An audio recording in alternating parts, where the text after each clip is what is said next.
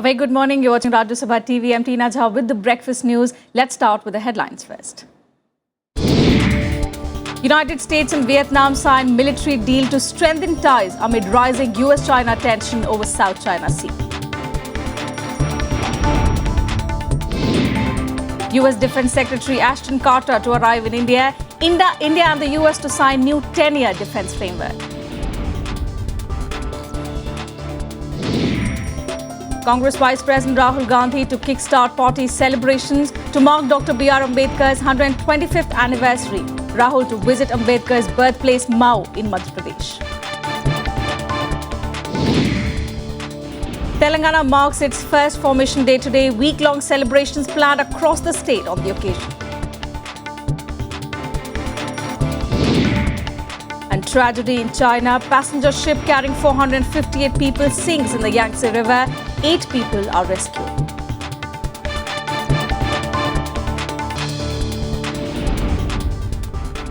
Amid rising US-China tensions in the South China Sea, the United States and Vietnam have signed a military deal to strengthen ties. US Defense Secretary Ashton Carter, who is in Vietnam, renewed the call to end island building in the South China Sea. Carter is on an 11-day trip to the Asia-Pacific to focus on maritime security in the region in the backdrop of what's seen as China's aggressive posturing. $18 million assistance to Vietnam to help procure Coast Guard patrol vessels. The first signal of a rising US-Vietnam military relationship. A pointer also at an effort to tilt the balance in the region. US Defense Secretary Ashton Carter, who is visiting the Asia-Pacific region, also took up Vietnam's intentions on island building in the South China Sea. Vietnam insists the move is not strategically motivated. Các cái đảo nổi thì chúng tôi chỉ có kè lại xung quanh thôi để cho nó không bị xói lở, vì sóng nó đánh cái năm này thì lở nó ở chỗ này thì nó lại bồi ở chỗ kia, thì chúng tôi kè kín nó lại để đảm bảo cho người dân cũng như là các cái lực lượng đóng quân quản lý trên đảo là có cuộc sống nó được an toàn. Even as the US is amassing support among the Asian nations against Chinese ambitions in the South China Sea, China stands adamant on its stand that construction work on disputed islands is completely legal. A Chinese admiral even said that the country may add a defense zone over the disputed waters. For the US, the Chinese claims come as baying for a fight. The United States opposes militarization and the creation of tensions in the South China Sea. Even though we are not a claimant to the South China Sea, we, like every other country in Asia and really around the world, have an interest in freedom of navigation, freedom of the seas, and peaceful resolution. Ashton Carter is on an 11-day trip to Asia-Pacific region to focus on maritime security among the Asian nations amid concerns over China's massive island-building effort. Reports suggest that China has added 2,000 acres of land in about 18 months. Bureau Report, Rajya Sabha TV. And to understand better what the deal brings for both United States and Vietnam, we have with us this morning Mr. Tritivesh Singh Maini, Senior Research Associate at the Jindal School of International Studies. A very good morning, sir, and welcome to Rajya Sabha TV. So, first of all, as we saw in the report, and of course yesterday, since we've been following the news, burgeoning relationship between two former wartime adversaries, it's a rare bonhomie, an agreement to boost military cooperation, to boost military trade. What do you make of it? Do you think it's a signal strong enough for China to stop the island building activity in the South China Sea? I think in terms of substance, we need to go more into the details. Because actually, if you look at the level of assistance which they are providing in financial terms, and if you see the nature of the agreement, there are a few things which need to be looked at. But symbolically, I think it's very important. And I think, for a US Defense Secretary, first of all, to get that sort of welcome in Vietnam, it's unthinkable. Even though the relationship, basically, it's over the past 2 decades that there has been this sort of gradual thaw. And of course, from 2011, there was talk about cooperation between the two countries. But I think there are a couple of things. One is, of course, the increasing assertion, people in Vietnam, the population is probably getting wary of the Chinese hegemony, and this is all over in other parts of Southeast Asia as well. That's nothing new. But the important factor is also the waning influence of the communists, of communism rather, in China. in Vietnam.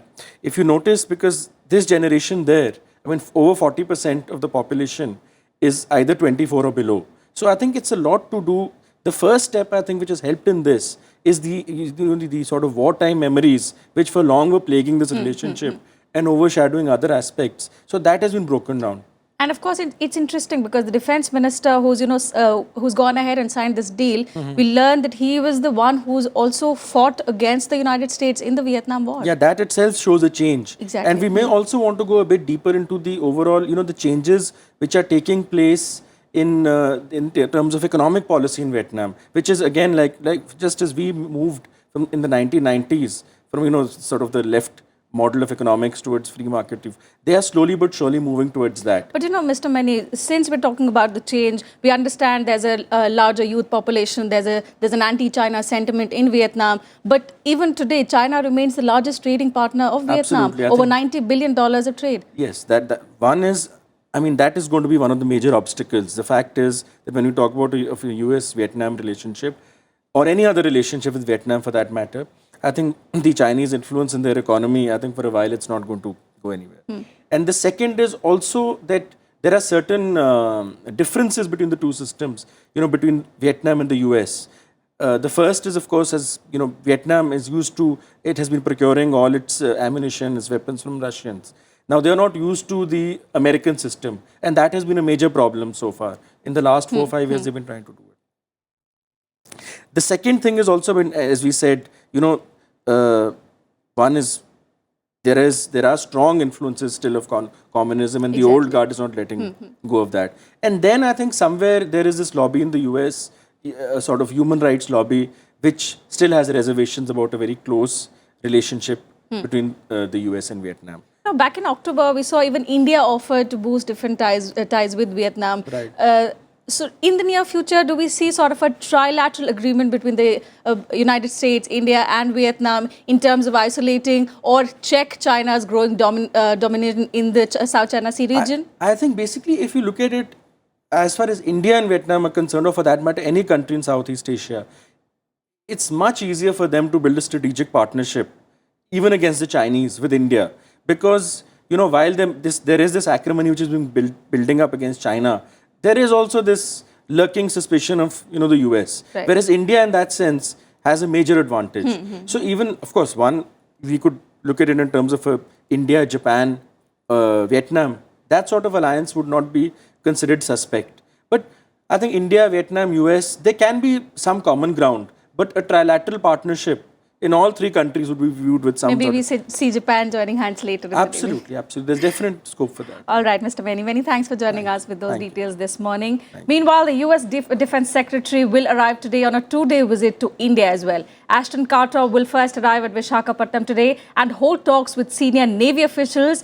The US Defense Secretary will visit the indigenous Shivalik-class stealth multi-role warship INS Sahyadri before flying to New Delhi. In addition to holding talks with his Indian counterpart Manohar Parrikar, Carter would also meet Prime Minister Narendra Modi on Wednesday. The two countries would also be signing a new 10-year defense framework, which was decided during American President Barack Obama's visit in January. Carter had last week said that the United States was looking for new ways to complement India's Act East policy and find meaningful cooperation in areas such as maritime security, aircraft carrier, and jet engine technology with India and the Asia Pacific. Meanwhile, back home, External Affairs Minister Sushma Swaraj has assured that the government will seek the Supreme Court's permission to move the International Court of Justice on Captain Saurabh Kalia's case. He was brutally tortured and killed in captivity by Pakistani forces during the Kargil War in 1999. For the parents of martyred Indian soldier Captain Saurabh Kalia, it's a day of new hope to get justice for their son. External Affairs Minister Sushma Swaraj has said that the government is willing to move the International Court of Justice against Pakistan. Kalia was brutally killed during the Kargil War 16 years ago. हमारी सरकार ने इस मत पर पुनर्विचार किया है और ये कहा है कि सौरभ कालिया को जिस तरह की यातनाएं दी गई वो एक अपवाद स्वरूप स्थिति निर्मित करती है, एक्सेप्शनल सर्कमस्टांस है। तो इसलिए हम सुप्रीम कोर्ट में अपना हलफनामा बदलें और ये कहें, सुप्रीम कोर्ट से पूछें कि इन प्रावधानों के रहते हुए भी क्या भारत इस तरह के अपवाद स्वरूप स्थितियों में इंटरनेशनल कोर्ट ऑफ जस्टिस में जा सकता है, और यदि सुप्रीम कोर्ट हाँ करेगा तो हम अंतर्राष्ट्रीय court of justice, international court of justice में इस मसले को ले जाएंगे।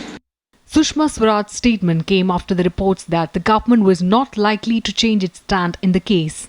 The previous UPA regime had taken a decision not to move the international court. The family is now waiting for a concrete step from the government. बोल सकते हैं कि थोड़ी सी आशा की किरण जगी है, तो सरकार ने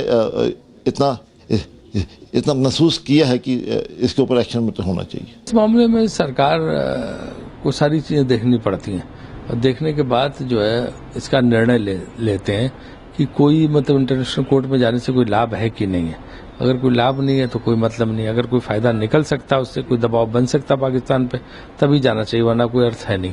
I am not a legal expert. Why the government, whether it was UP or now the NDA, is not able to take the case to International Court of Justice, there may be some legal implications which only legal expert can comment on. If it amounts to our putting the Kashmir issue back into the international arena, then I can understand the government's hesitation. Captain Kalia and 5 other soldiers were captured alive by Pakistani troops when they had gone out for patrol duty in Kaskar area of Kargil. Their mutilated bodies were handed over to Indian side after 15 days. Bureau Report, Rajya Sabha TV. Now, the country's elite counter-terror force, NSG, has been rendered headless, with the government not appointing a new chief for the Special Operations Unit after incumbent DG J.N. Chaudhary retired. Chaudhary, a 1978 batch IPS officer of the Assam Meghalaya cadre, was heading the Black Cat Commandos force since January last year.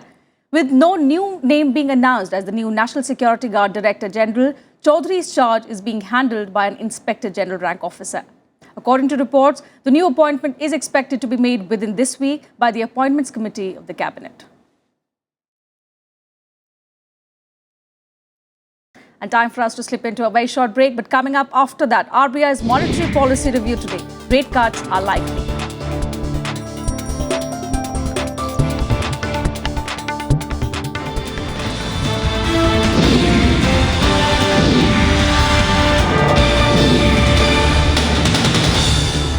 Welcome back. You're watching Breakfast News on Rajya Sabha TV. Now, Senior Most Information Commissioner Vijay Sharma is tipped to be the new Chief Information Commissioner, while former CBDT Chief KB Chaudhary is understood to be in the running for the Central Vigilance Commissioner's post. These names are understood to have been cleared in the meetings that Prime Minister Narendra Modi had yesterday with leader of largest opposition party in Lok Sabha, Mallikarjun Kharge. The two key posts have been lying vacant since last year. The Congress has been targeting the government for not filling up these posts. The recommendations have been sent to the President's office. And Congress Vice President Rahul Gandhi will be in Mao today to inaugurate the year-long celebrations of Dr. B.R. Ambedkar's 125th birth anniversary. Mao is the birthplace of Ambedkar, who is regarded as the architect of the Indian Constitution. Rahul's visit is a prelude to the Congress's plans to celebrate the 125th birth anniversary of the Dalit icon next year in a grand way. Rahul is expected to reach Indore at around 12 noon and garland the statue of Dr. Ambedkar. He is also scheduled to address a public meeting and interact with Dalit leaders later in the day.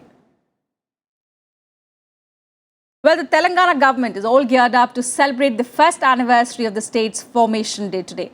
After a 60-year-long struggle, Telangana became the 29th state of the country last year.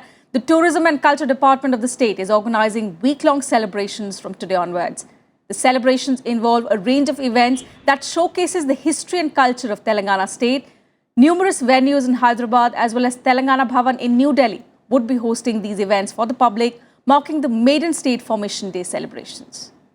जो political system है वो stable political system है, जो manifesto में लिखा था, जो implement करने में 100% कामयाब हुआ था।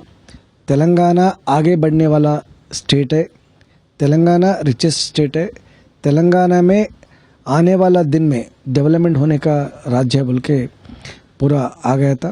तेलंगाना फेस्टिवल बोले तो इंडिया में बड़ा फेस्टिवल है। तेलंगाना राष्ट्र वन ईयर सेलिब्रेशन में 100 प्रोग्राम लगा के सब लोग मिला के अच्छा जलसा करेंगे।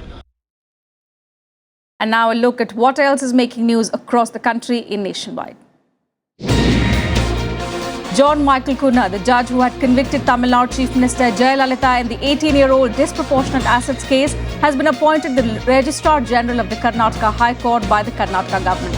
Having a reputation of being a no-nonsense judge, Kunna was appointed as a special judge in October 2013 in the DA case and had heard the final arguments afresh in the politically volatile case.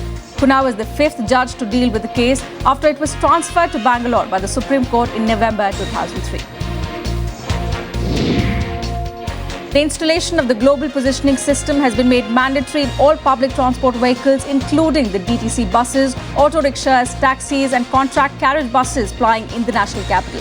The Transport Department may, however, give a 15-day relief to the owners of taxis, autos and buses to install GPS in their vehicles. The department had made it mandatory for all auto rickshaws last year to install GPS in order to get their annual fitness certificate. It had later expanded that ambit to cover taxis and buses as well. Taxi unions, however, threatened to launch protests against the government if it does not withdraw its decision. India's largest lender, State Bank of India, reduced interest rates on car loans by 25 basis points, which is 10% per annum for its women home loan borrowers. The bank is offering the concession under the Har Ghar Har Car loyalty scheme. However, the car loans to non-Har Ghar borrowers would continue to be at 10.25% annually. In April this year, SBI had reduced interest rates on home loans for new women borrowers under the Har Ghar scheme to 9.85% from 10.10%. And the Reserve Bank of India will come up with this monetary policy review today, and there is likelihood of a cut in its key policy rates. The likely rate cut is to prop up economic activity and boost investment as inflation remains low and fiscal deficit has been contained. Deflationary pressure persisted for the sixth month in a row as fall in prices of fuel and manufactured items pulled the wholesale inflation to a new low set in April. Besides, retail inflation has also been falling. In the last bi-monthly monetary policy released on the 7th of April, RBI Governor Raghuram Rajan had left policy rate or repo rate unchanged. However, the central bank, which has cut rates by 0.5% between January and March this year, has a window for monetary easing now, considering the risks of a possible increase in interest rates by the US Federal Reserve later this year. Prospects of a weak monsoon and a rebound in commodity prices could also spur the decision to ease rates. And time now to take a look at all the important events lined up for today in our segment, The Day Ahead. Union Minister for Earth Sciences Dr. Harshvardhan will dedicate the supercomputer Bhaskar to the nation today. It's a supercomputer with high-resolution regional models and will help meteorologists in conducting research and development related to prediction of weather, including effective forecast of tropical cyclone, heavy rainfall and cloudburst events. NCP President Sharad Pawar will meet Maharashtra Chief Minister Devendra Fadnavis to discuss the drought situation in the state. During the meeting, Pawar is likely to urge Fadnavis to announce a special package for horticulture and kharif season, electricity bill waiver and immediate dispersal of crop insurance. He is also likely to seek a loan waiver for villages with less than 50% of the average yield. Parliamentary Standing Committee on Water Resources will assess the issues concerning flood management in Jammu and Kashmir. The team is on a 3-day visit to the state. Headed by MP Hukum Singh, the 31-member panel will review flood management and flood forecasting, disaster management initiatives, groundwater scenario, command area development and water management projects in the state. They are also likely to undertake field visits to various flood-affected areas in Srinagar, besides on-the-spot review of works pertaining to flood protection along River Jhelum and various flood spill channels in the valley.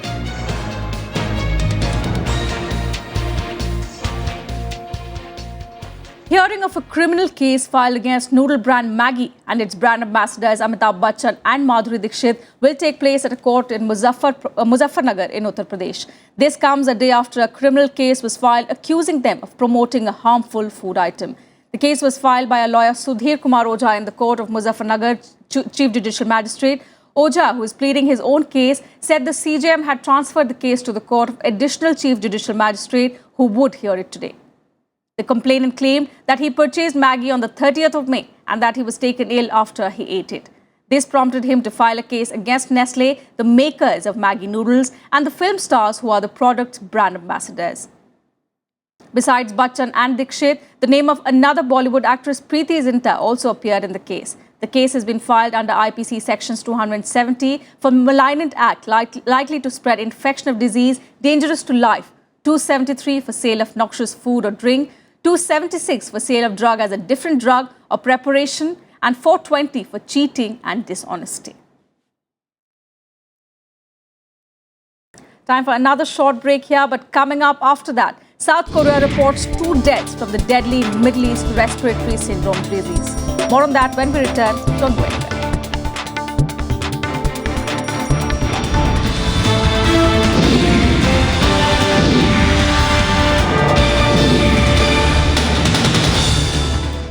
Welcome back. Now, in a tragic incident in China, a ship carrying more than 450 passengers capsized on the Yangtze River in the south. The local news agency reported that 8 people have been rescued so far. The divers are working to rescue as many people as they can, but the operation has been hampered by strong winds and heavy rain in the area. The vessel had been travelling from the eastern city of Nanjing to Chongqing in the southwest when the incident occurred. Prime Minister Li Keqiang will be travelling to the scene to assess the situation. The captain and the chief engineer of the ship were among those rescued. They say the ship had been caught in a cyclone and sank very quickly.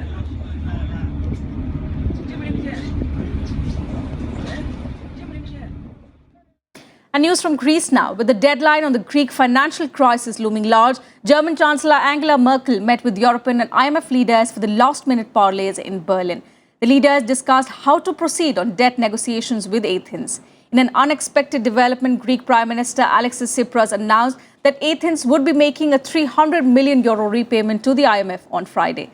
The move does little to do away with doubts about Greece's ability to meet all this month's financial obligations, but the Eurozone said it could consider making a new offer for an agreement, but stopped short of confirming any market rumours on the timing of the deal. The EU said that any offer from the creditors would not be framed as an ultimatum for Greece.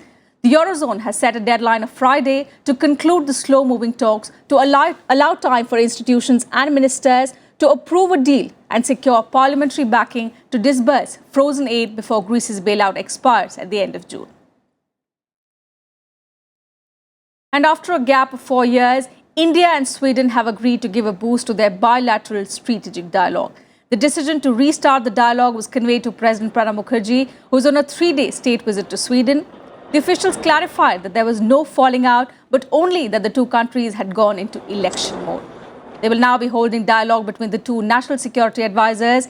Key agreements were also signed between the two, including an agreement on visa exemption for diplomatic passport holders. The others agreements signed include a MOU in the field of sustainable urban development, in the field of micro, small and medium enterprises, letter of intent with collaboration in polar and ocean research, and 2 health-related agreements. 15 agreements between various universities were also finalized. Sweden is also looking to engage in India's defense sector under the ambitious Make in India initiative. And let's now get you some more international news in our World Wrap. 2 MERS patients have died in South Korea, marking the first deaths from an outbreak of the dreaded respiratory virus in the country. The victims included a 58-year-old woman and a 71-year-old man who both had contact with the country's first MERS patient. There have been 25 confirmed cases of Middle East respiratory syndrome in South Korea, including the 2 dead patients. The vast majority of cases have been in Saudi Arabia and other Middle Eastern countries, but South Korea has reported 17 since last month.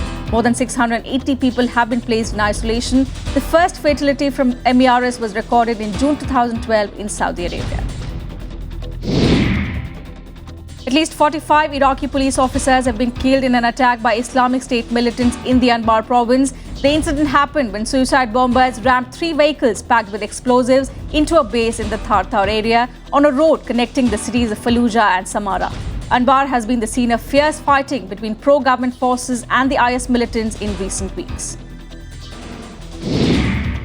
US Senator Lindsey Graham of South Carolina officially launched his bid to become the country's next president. Graham, who is a long-time Washington insider and critic of President Barack Obama's foreign policy, announced that he will seek the 2016 Republican presidential nomination.